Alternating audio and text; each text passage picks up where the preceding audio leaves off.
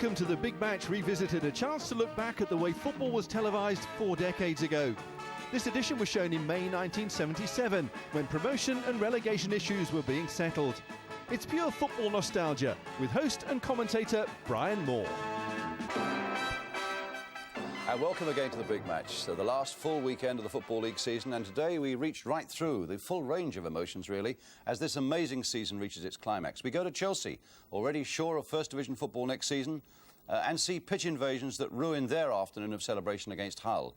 And you'll see just why Chelsea have now decided to erect fences for the start of next season, with juvenile admission being raised from 50p to £1. We're going to go to Bolton, where they needed to avoid defeat against Second Division champions Wolves to keep on course for promotion to the First.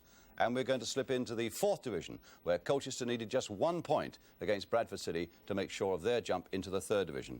And we've got with us a happy and relieved Terry Venables, manager of Crystal Palace, and his young defender, Ken Sansom, who had to sit it out yesterday, of course, while Mansfield beat Wrexham, which in the end ensured Palace of promotion to the Second Division. But first, we're going to go off to Chelsea, where the players have been presented individually to the crowd at the start of the day, and where they fielded this side against Hull. In fact, it's the side that got the vital point at Wolves last week to make sure of Chelsea going back to the First Division. A chance for them to show a bit of style, really, in relaxed fashion, a tailpiece to a memorable season. One youngster who'll never forget the end of this season, I'm sure, it's Tommy Langley, who scored that vital point-winning goal last Saturday at Molineux. And what about the old campaigner, Peter Bonetti, the goalkeeper? It must be marvellous for him to go back into the First Division after all these years. Hull come with a side that's always been just beyond the clutches of relegation, now without the injured Billy Bremner, who steadied them so well for most of the season. Big problem all along has been a lack of convincing firepower, but in other ways they seem a well-organised side, and manager John Kay has settled on a youngster, young Rob MacDonald here, an 18-year-old Scot now playing only his 3rd game. The referee today, Reg Robinson, he comes from Norwich. He refereed the West Ham Derby game last week. And the crowd, look at it, astonishing, 43,000. So here we go then. The Chelsea celebrations already underway. Let's see if they can finish them off in style against Hull City today. Chelsea in the all-blue strip, of course, attacking the goal to our right. Hull in all white. At this moment lying 14th in the table, so no fears whatsoever in being at the wrong end of the table. Astonishingly large crowd here for a match with really nothing vital hanging on it. But plenty here who just want to join in those Chelsea celebrations. Steve Wicks, the number 5. The number 10 is Rob MacDonald.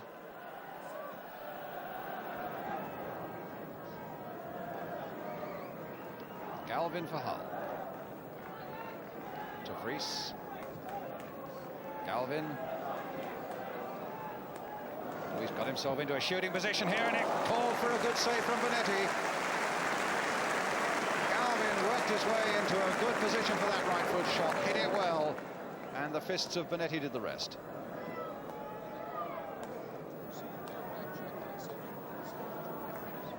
Corner then for Hull.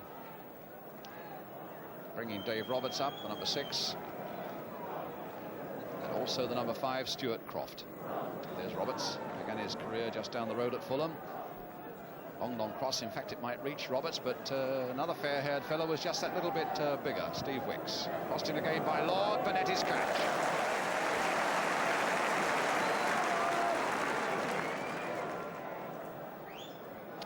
Now Wilkins. He's slipped Daniel. He's got Langley and he's got Britton up. And he's lost his way. Quarter of an hour gone, still no score. And Wicks back to Bonetti.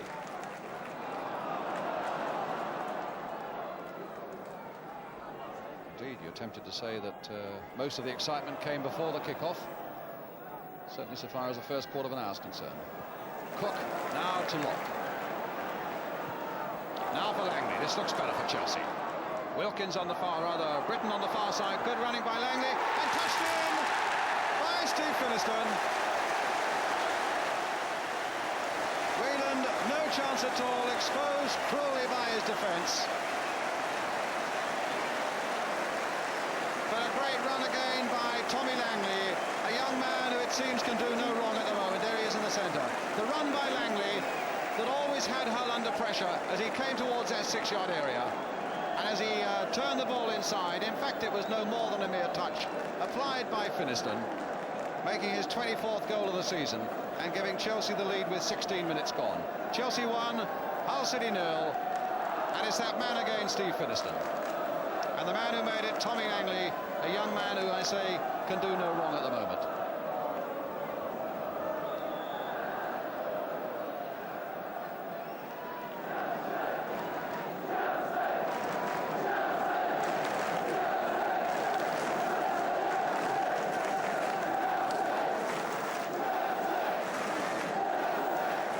So Dave Roberts with the free kick for Hull. Old Sparrow was beaten in the air. Galvin with a chance to get in that equaliser, and it was Charlie Cook, in fact, who was right back there doing the defending job and getting Chelsea out of trouble. Galvin looking very menacing there for a moment. Chelsea, I suppose, relaxing just a little bit after that score. Here's De Vries. Quite a physical battle there with Locke, and a free kick given to Hull. Roger De Vries.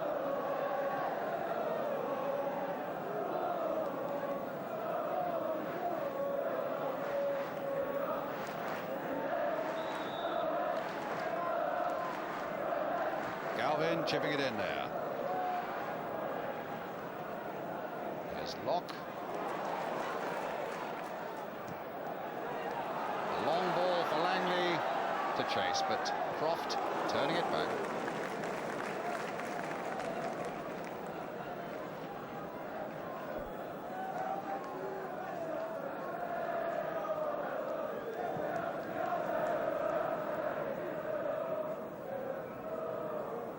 Wilkins for Chelsea. Outside of the boot, and what about that for a pass to Langley? Played in there. Oh, my goodness, De Vries very nearly put it into his own goal.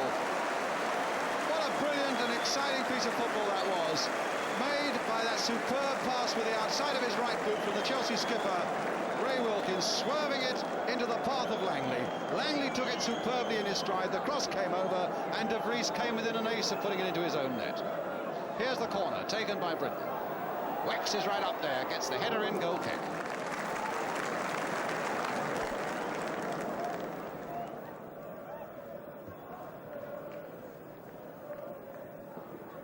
Harris there first.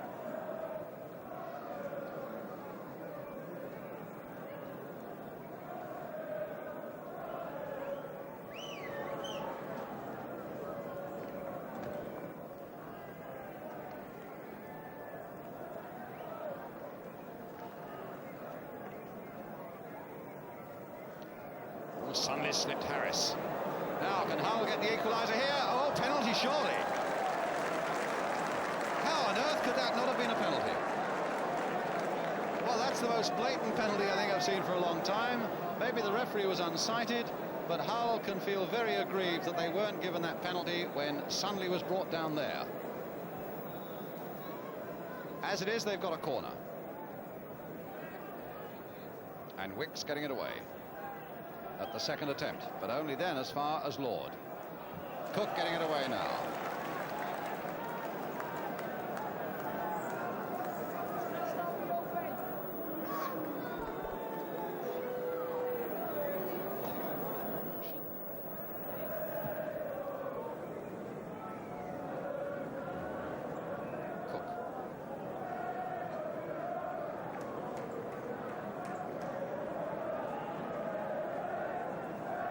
This summer for the Los Angeles Aztecs. Broken arm in training last season for them. Let's hope he has better luck this time, Charlie Cook. Here he is again, Cook. A nice little touch for Britain this time.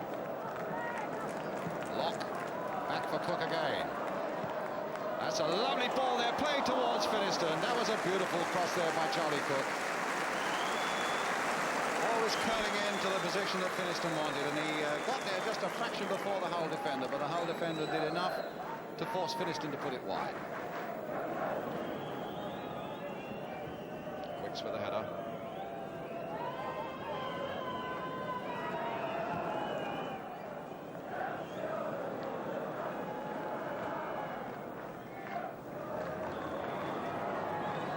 A throw to Hull. Strange ball by Locke in the first place. Nisbet with it. Played for Sunday. Short for Lord. Turned by Galvin. And a half chance was there. Didn't come to him quite as he wanted. Bouncing just that little bit awkwardly. Goal kick then to Chelsea.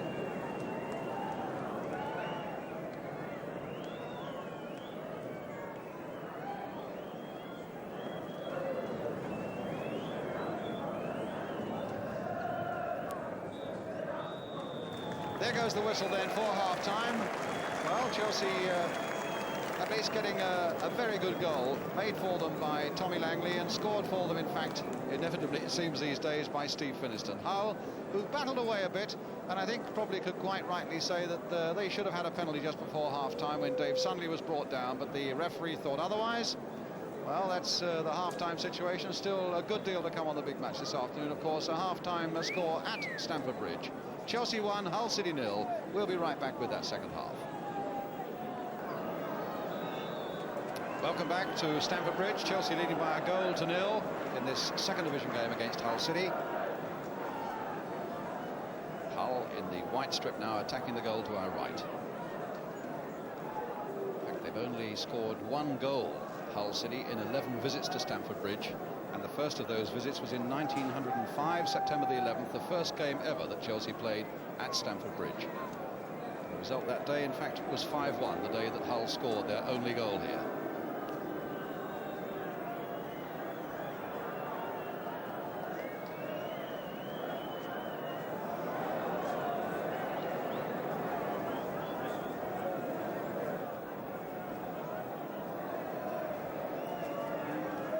Chelsea unbeaten at home in the league.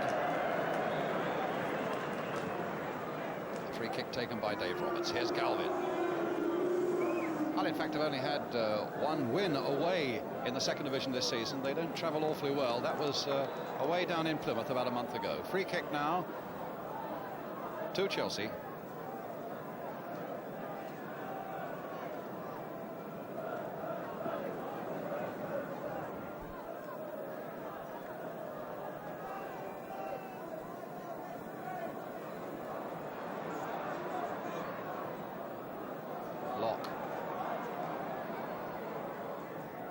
Finiston. Oh, what a flick there by Finiston now for Locke, charging into the area, and Roberts has gone with him. Goal kick. Scattered a few photographers, but a lovely rippling run down the right there by Chelsea. A little back heel by Finiston being the thing that made it.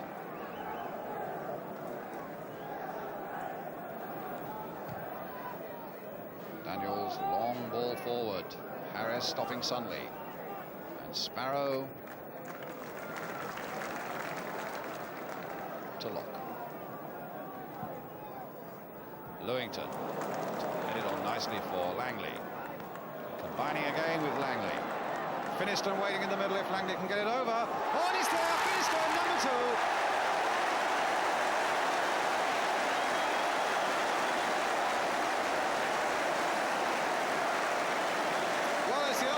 Again,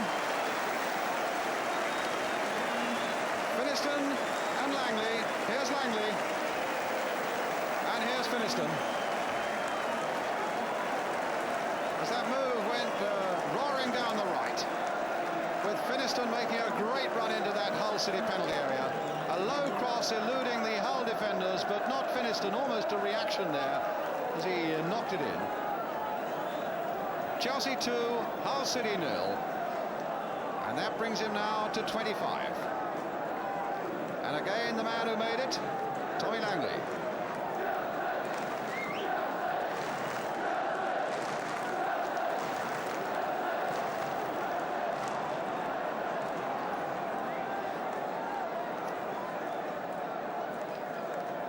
And we'll ignore the mindless people who see fit to run onto the field and concentrate on the players. Charlie Cook here. Chelsea now beginning to celebrate. They needed that second goal to keep the celebrations going. Mastermind.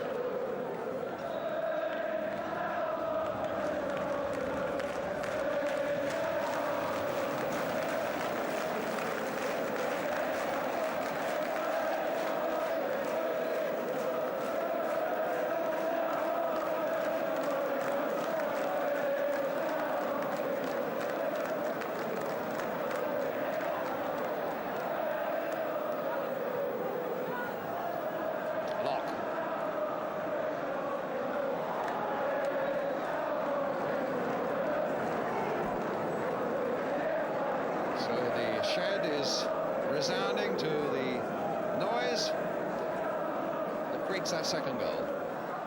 Suddenly, played here now for Galvin, and now for young MacDonald. Crossed again there for Haig. Can he get it in? No, he can't. Croft surely is going to hit it. And Benetti down, as both Haig and Galvin were in on him. Should there have been the slightest mistake. A smile all round, which is nice to see. And Hull with more than a half chance there, really. And nobody really could quite find the shot that would count. Free kick to Chelsea.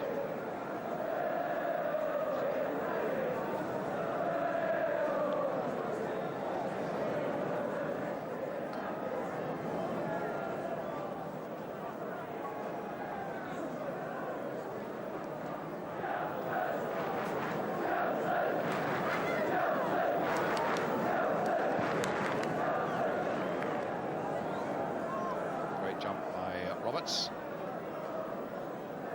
Nisbet playing it forward, hopefully, but Sparrow is there. Now he's got to chase to get it again. Nisbet did well there, found Sunley, and Sunley's pass wasn't quite good enough, but he's got another chance, and this time he's found Nisbet. And nobody there to take that useful-looking ball as it came into the Chelsea penalty area. Britain.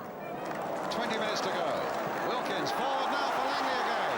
What a pass again it is by... oh, my goodness!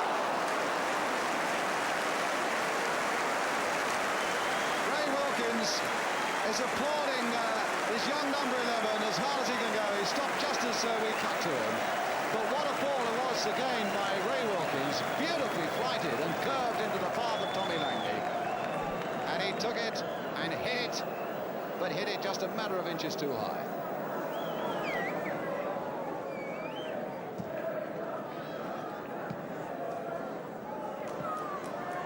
Tommy Langley's been quite a revelation in these last three or four matches, and it took a lot of courage, I would have thought, by manager Eddie McCreadie to drop the likes of Ken Swain and Gary Stanley and bring in young Tommy Langley and Charlie Cook to steady up the boat as the crisis began to develop, and it certainly worked. And here's Cook. What a job he's done in this last month.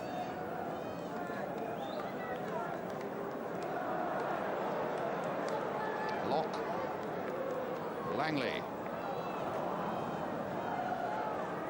De Vries. 10 minutes. Free kick. Oh, Locke and Galvin getting sorted out there, and Wicks going right in there, and Hull reacting as well. And the need for the referee to get in very quickly there to stop that stupidity. Well, it's Galvin and Locke who were involved in the first place. He's calling Galvin to him, and if he calls Galvin to him, he's got to call Locke as well.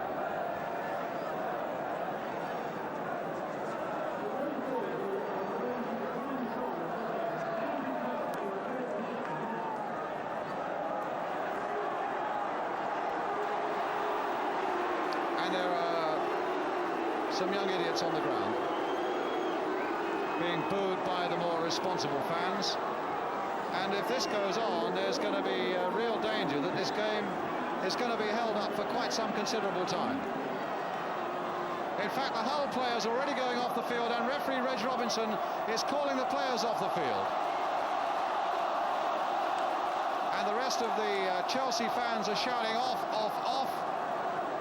They've got a bit of sense, even if the people you can see on the pitch have not.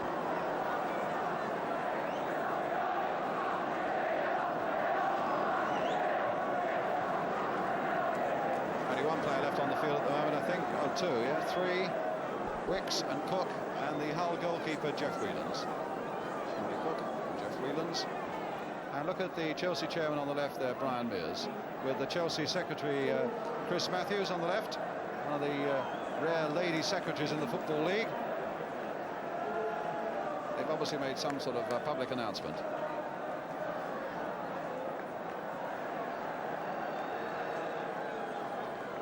Are out again, with, on my watch, about 8 minutes to go. And some horses, in fact, coming round behind in front of the shed. The mounted police adding their strength to this situation. Well, where did it all start? Oh, it starts with a free kick. There was a free kick from that incident involving Locke and Galvin, and Roger de Vries with it, curling it in towards Haig. Roberts right in there, Wicks getting it away.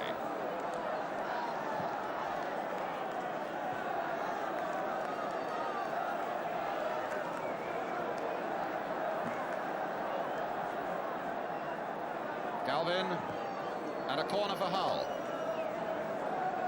And just look at those spectators behind that goal. The police are going to have quite a job containing them. There's a wire fence around there, but I just wonder how long that's going to survive.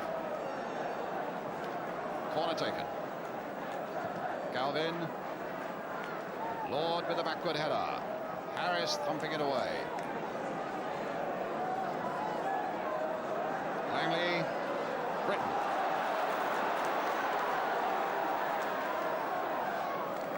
Wilkins. Chipped in again there. Look at that run by Britton. Oh, a brilliant goal. And they're on again. But that again was Ray Wilkins. A brilliant ball played by him. Ian Britton running onto it. Checked himself for just a moment. And then played it under Whelan's into the net for Chelsea's third goal. So yet again the players have left the field.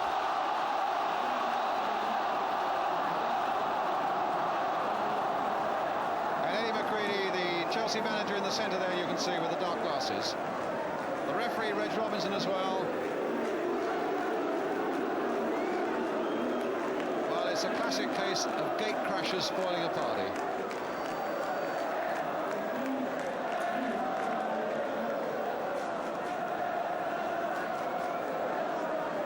John Kay, the Hull City manager there, talking to his number 4, Paul Haig.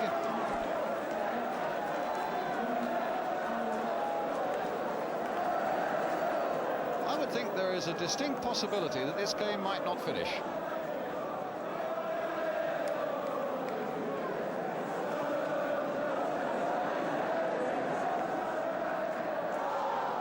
Well, Chelsea have... Their fans have caused one or two problems to the club over the last few years, and this would be a blemish that would be unforgivable on an afternoon when they've come to celebrate promotion to the First Division.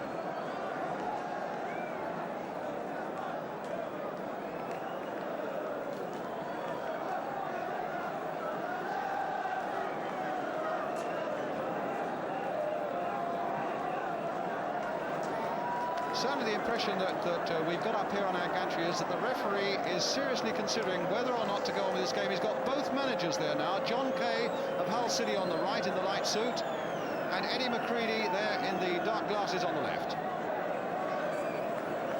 I think what he might well do, he might well get them to make a loudspeaker announcement with the warning that one more invasion and the match will be abandoned. That's where some of the trouble is.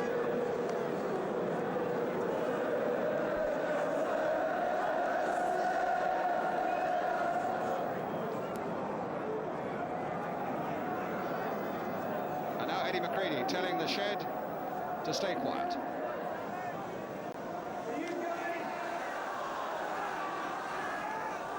You guys won't get to the pitch. As soon as a favour, don't spoil the season for the players of both teams.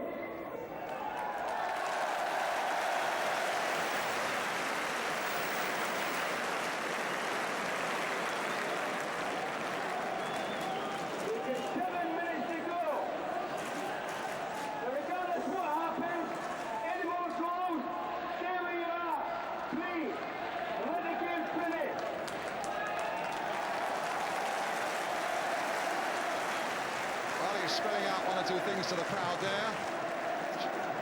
Didn't hear it terribly well myself through the loudspeaker, but I think the inference was absolutely clear, and that is that he wants the crowd to stay where they are and let the game, the last 5 minutes of the game, finish.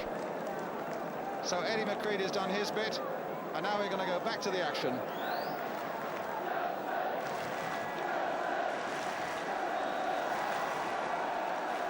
Well, now let's see if we can make some sense of all this chaos. About 5 minutes to go, though my watch has gone ticking on. It was about 5 minutes, I think, when Britain scored that last goal.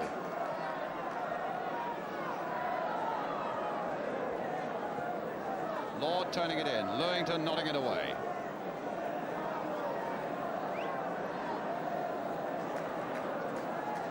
And back to Benetti.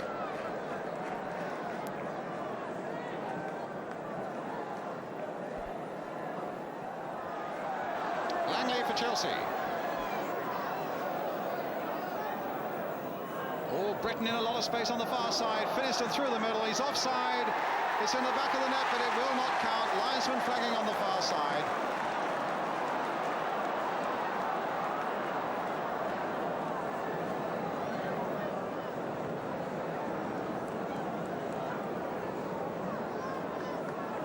Croft with the free kick.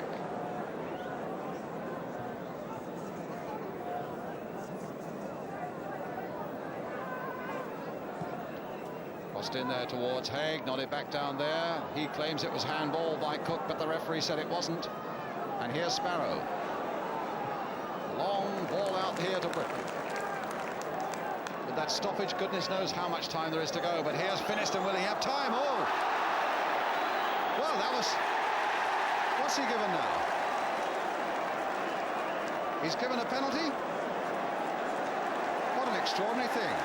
Because he walked away from it, changed his mind and gave a penalty. Now, whether that was on what the linesman indicated to him, I wouldn't know. A clash there with Finiston. Down went the Chelsea number 9. And Steve Finiston might well be given the chance from this penalty spot to score a hat-trick. Well, nothing much has gone Hull's way today. They should certainly have had a penalty there in the first half. Now they've conceded one here in the second half. Now, is it going to be a hat-trick for Steve Finiston? Jeff Whelan's not yet on his goal line, but now he is. And Finiston one kick away from a hat-trick. And he's got it! This remarkable man keeps going in a remarkable season when he brings his total to 26 and completes the last game of the season for Chelsea in the last minutes of it with a hat-trick from the penalty spot. Hit powerfully, giving Whelans no chance. Chelsea 4, Hull 0, and that really is the way to celebrate. A hat-trick as you go up into the First Division.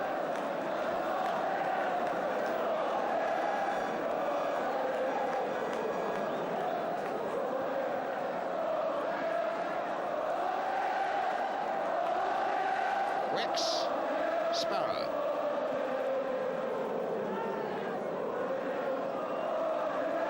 And Wicks back to keeper Benetti.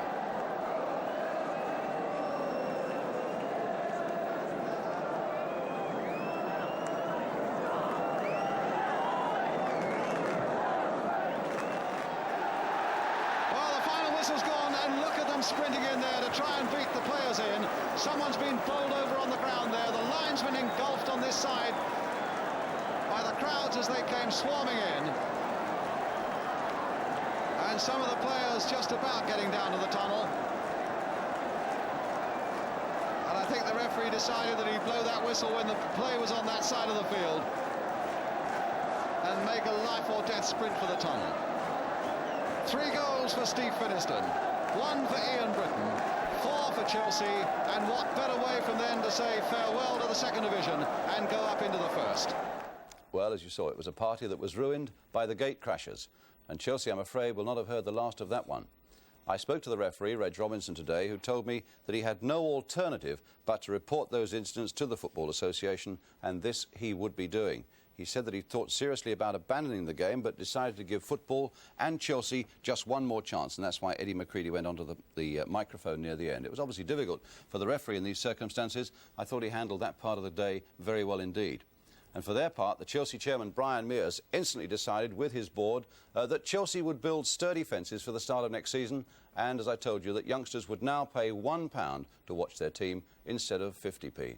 It was also stupid and so unnecessary, even allowing for the genuine joy of genuine supporters so happy to see their team back in the First Division. A great pity. Now from Chelsea, their triumph and their troubles, let's move down to the Fourth Division, where Colchester, up among the front runners for so long, now needed just 1 point from their home game against Bradford City to be sure of promotion to the Third Division. Well, there was a crowd of 9,000 at Layer Road. The cameras of Anglia Television were there. Commentator is Jerry Harrison. Colchester are in the stripes, and watch out for a most dramatic start. Colchester are the ones who kick off. The Fourth Division side with the best home record in the league. They've dropped only 6 points here at Layer Road, and a point will do them, and they're going to get as many men forward as possible. It looks like an own goal for Radcliffe.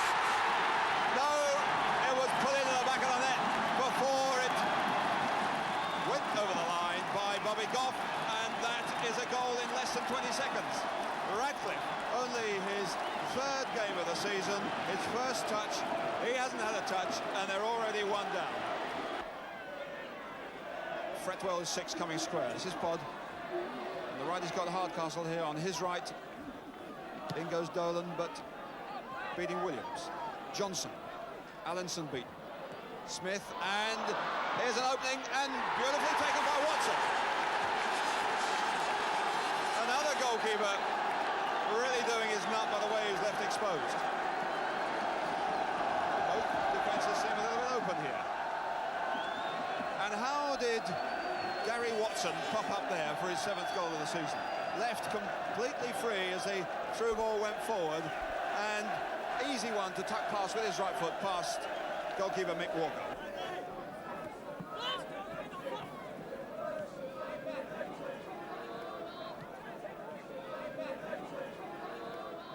Well challenged by Allinson. It's a good shot.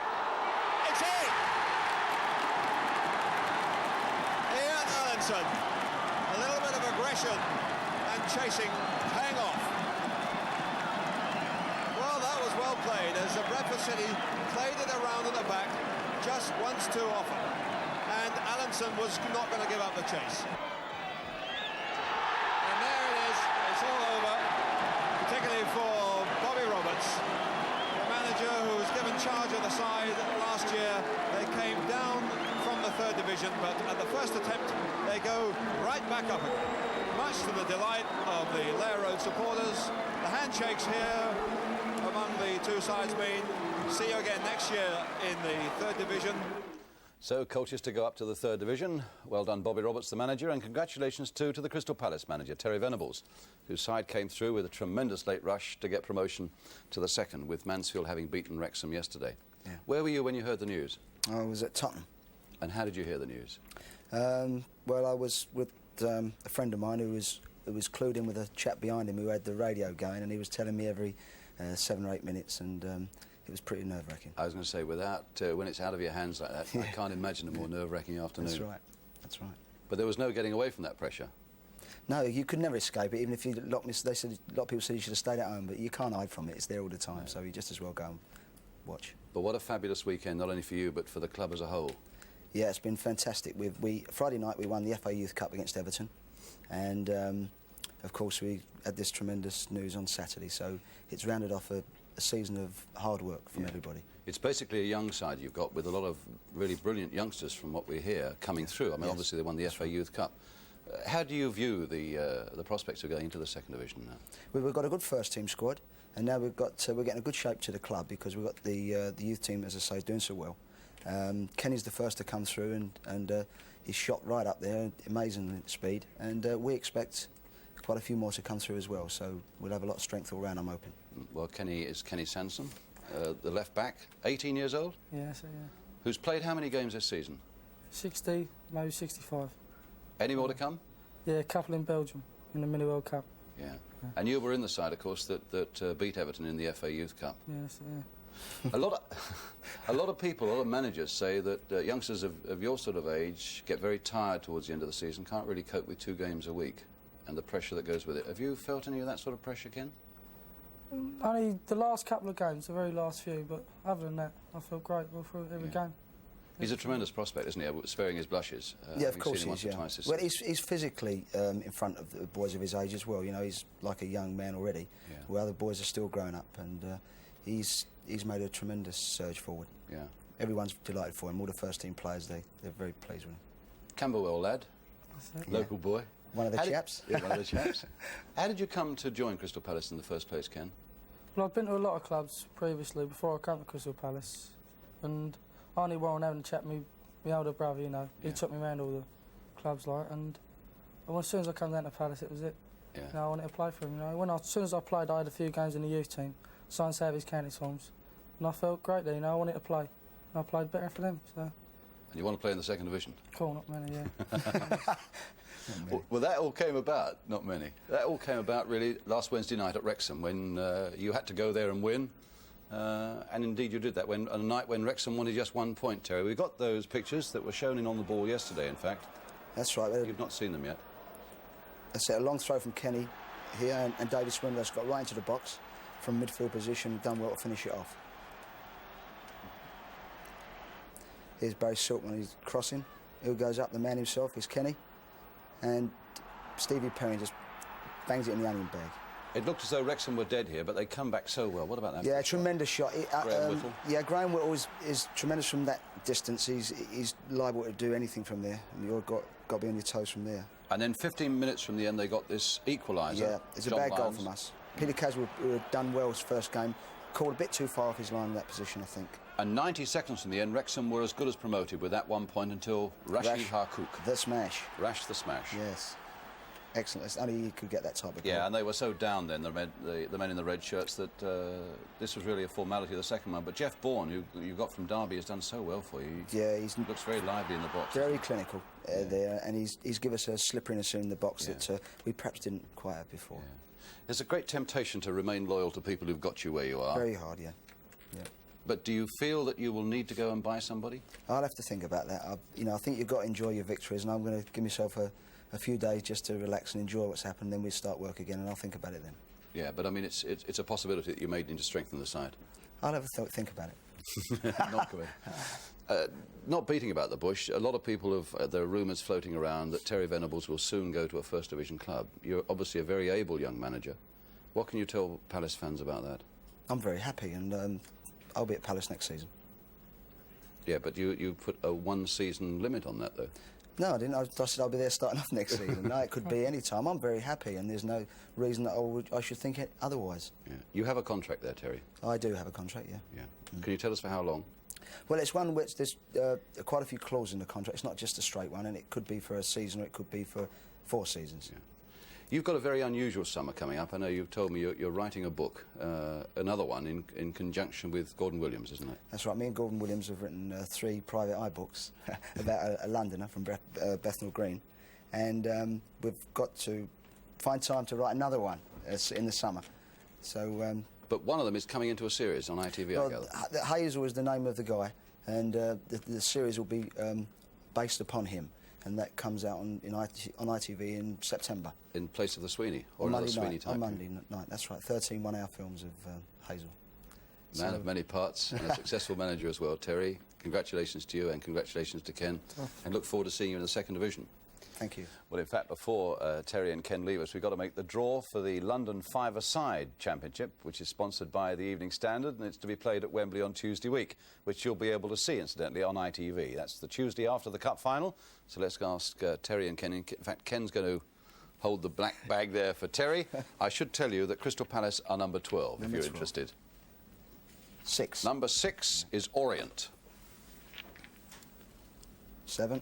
Play number 7, which is Brentford. 4. 4 is Tottenham. 5. Play number 5, Elton John's Watford. Right back, Ken. Number 2 is Arsenal. Play. One does. Arsenal will play Crystal Palace, number 12. 8.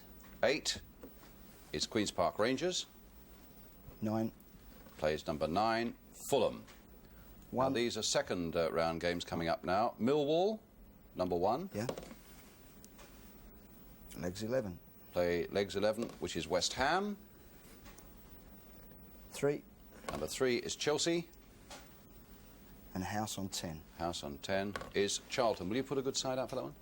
Well, yeah, sure. We've got Kenny will be away, and Ian Evans is in with the Welsh side. Yeah. They say he can't play five-a-side anyway. Should be a great night, though. Let's just recap. Thank you, Terry and Ken. Let's just recap on that draw. In the first round, Orient play Brentford, Spurs play Watford, Arsenal play Crystal Palace, Queen's Park Rangers play Fulham, and then in the second round, Millwall play West Ham, and Chelsea play Charlton. Our last match today takes us to Bolton for their crucial second division clash against champions Wolves. Bolton required 3 points from their last 2 games to overhaul Nottingham Forest and take the last promotion place. Defeat, and they'd be out of it. So it really was a tense afternoon at Burnden Park. The pictures come from Granada Television. The commentator's Gerald Sinstadt with Bolton in white. And it's gone right across the back four, and now Monroe has it. Foul by Jones on Richards.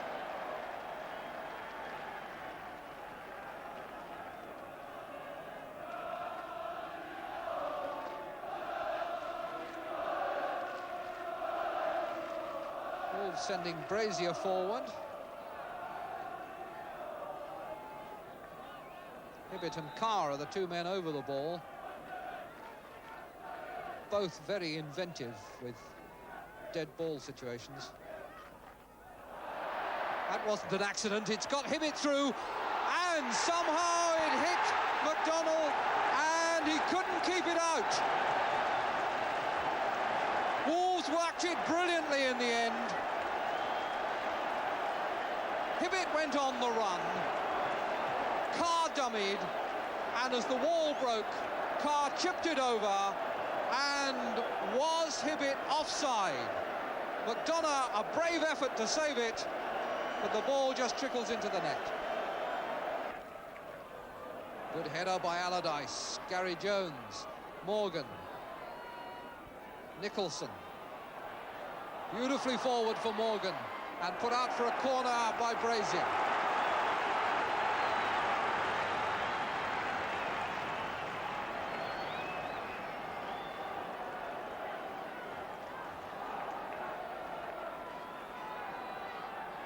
Morgan to take it. Paul Jones looking for it. So is Allardyce. Oh, unlucky! Morgan's corner. Paul Jones there for the first attempt. Allardyce on the second one. A very deliberate nod. Just bounced it off the top of the bar. Wolves have contested every ball. They've looked sharp on the break. They scored a very good goal. Nicholson now. Greaves. Could have let that drop. Now he tries the shot. It's come to Watmore, who is a man who can finish.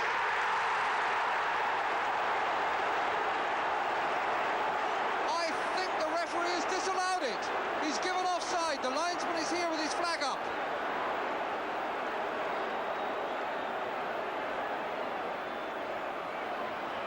Well, it can only have been offside. The linesman had his flag up, but I don't think it was Watmore. Gary Jones.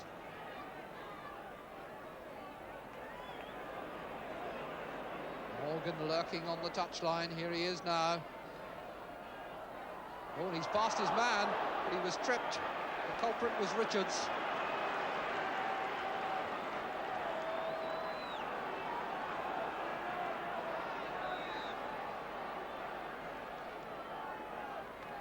Morgan. Allardyce is there, and he's missed it. Only by an inch or two. Another beautifully accurate cross, this time with a dead ball by Willie Morgan. Allardyce jumping, meeting it with a solid header. And what was that, an inch past the post? Ian Greaves down on the bench there. And all the problems of 41 games written on that forehead. Ritson's free kick, spinning into the penalty area, the header by Greaves, and back by Gary Jones. Watmore has missed. Greaves, then Jones, then Watmore, and agony again as it just rolls across that penalty area, missing the far post. Nicholson 40 minutes of the half gone, 5 minutes left. And again, touch of anxiety in the ball that Ritson played in there. Danger again then from Wolves on the break. But Bolton have written that, and Train is coming forward. Train into the box now for the right foot. And again on the left, Morgan was there. But it was blocked on the line by Palmer. Now Train, a header by Hibbett. Still it's not clear, but the whistle has gone for a foul. And as Paul Jones puts the ball in the net, there'll be no goal. And Pearce is down holding his thigh. And the pressure is lifted off Wolves just for a moment.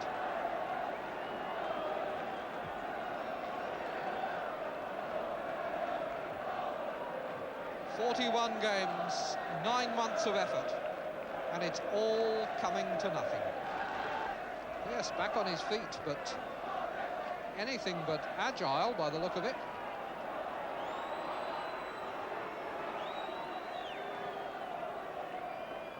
Forward come Bolton again. This is a whole season's endeavour here. That's the danger, and the goalkeeper's got it. But that's the ball that he's going to have difficulty with. The high one with forwards coming in on him. And now here's Gould, and the linesman flagged for a foul by Gould.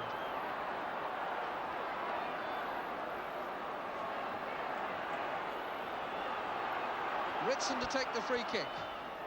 We've had 3.5 minutes of injury time. The back header by Jones, and the goalkeeper has got it bravely again under a challenge by Nicholson.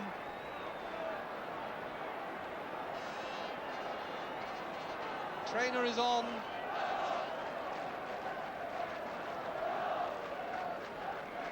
Well, Pearce is a hero of this game.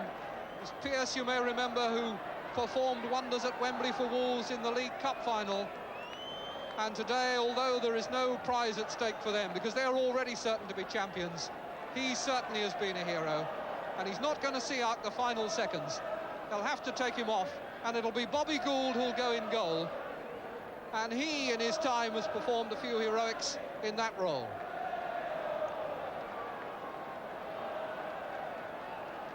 So Bobby Gould, always a player who relishes a battle, always loves to be in the thick of things, taking over now in goal.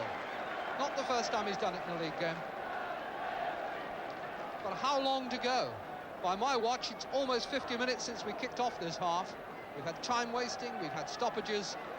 Somehow or other, Mr. Partridge is making calculations out there, but it can't be much now. Hibbett takes the free kick.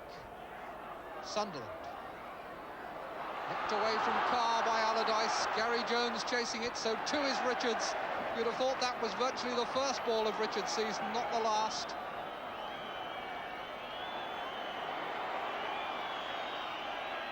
Ritson's deep cross on the test. Gould. He's way out of goal, but the ball's out for a goal kick.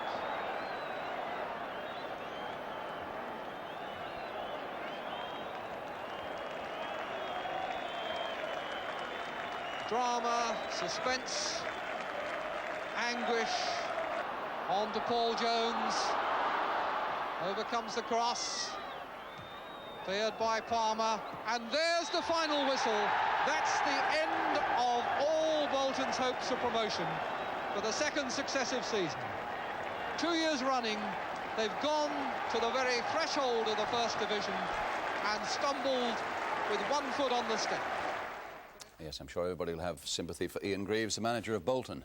But what about the goal that was disallowed for Bolton, presumably for offside? Let's have a closer look at it with Terry Venables. Terry, do you get the impression, as most of us, that... Well, when it's delivered, you don't see the guy who's arrowed there, but he's just on his way back, and it's touch and go. It could have possibly been offside. It's a shame because he took it so well. Yeah.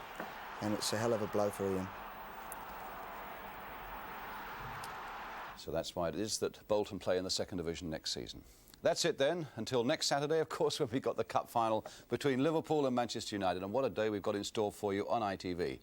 And this year, a unique chance to get right behind the scenes because we've gone mad. There's a Sky TV camera in both team coaches as they're going to make their way to the Wembley Stadium. One with Bob Paisley and his men to see how they're going to react, and one with Tommy Dock and his men as well. We shall go all the way to Wembley with the players, and when they get there, we've got complete live coverage of what promises to be, of course, a marvellous final. So a season now virtually over. And what a joyous and what a cruel game it can be. And today we're going to leave you with some men who I'm sure would be the first to confirm it.